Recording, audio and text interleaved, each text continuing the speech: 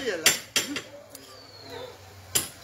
कुछ पूछम तो अपना हो के बता दी। रुआ तो हम वर्मा जी के खानदान तो वर्मा जी के वर्मा जी चलो कोई से वर्मा हो ब्रह्मांड अब विष्णु हो छत्री बस पेट बाबा के रोवे जानकारी बा। शूद्र के लोग पूजा करल पूजा काहे कोई जाला। अब बोलू 4 गो बरन होला ना सुन कहतन सुन 4 गो 3 गो तो तू कहला तो पंडित के गोड़ लगी पंडित के पाव लगी कहला हां तो अब केकरा के पाव लगे केकरा के गोड़ लगे बताई केकरा के प्रणाम केकरा के कइल जाला। रउआ न की देखी गिरी के गोड़ लागल जाला, गिरी बाबा के गोड़ लागेला, पंडित जी के पाँव लागल जाला। हां हां हां जितना लोग पाव लगे गोड़ लगेला हां केकरा के लगेला शूद्र जाति के। हां हां को पर ना हो तो चल ना मस्तक चल ना हां हाथ से नानी कोई तो करें उनका कौन गोड़ लगेला। बहुत बड़ा ई संघर्ष बा पंडित जी।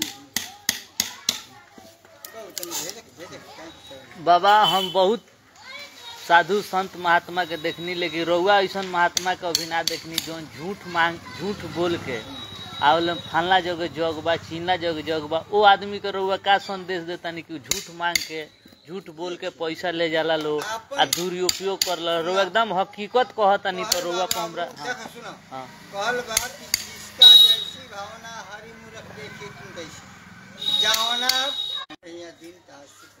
अच्छा वस्त्र आभूषण या भविष्य के लिए गाड़ी घोड़ा मकान भूमि प्लाट शुक्रवार के देखो बाबू दिन 7 गो होला 8 गो दिन ना हो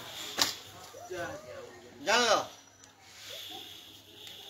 पंडित जी विज्ञान कहता बोला ना सुदिन देख के केहू मरेला ना देख तो शुभ दिन खातिर लोग काहे पीछे पड़ेला जिंदगी भर मर जाला फिर शुभ। हाँ हमी के 7 गो दिन भगवान बनौनी 8 गो दिन कहियो ना भाई। आज 2 तारीख हो तो फिर ना 2 आई ना भाई महीना बदल जाई तिथि बदल जाई दिन भी बदल जाई। तो देखो बाबू कोई खातिर शुभ होला कोई खातिर अशुभ होला। जैसे अशुभ कल जाला पितृघातक दिन कोई के पिता मर गई तो दिन नया काम नालू करेला अब बहुत भाई के ओद बजा के वही दिन पर काम हो जाला।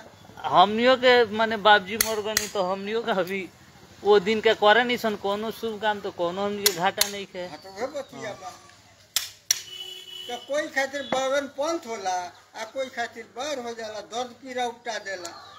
तो ने डेरा ओड़ा कहाँ है देथी तो दूर बा कहाँ से रोवाइल बानी थावे से थावे में कौन गांव से गांव तो हमार थावे है मंदिर के दक्षिण हाँ बरौली में घर बा।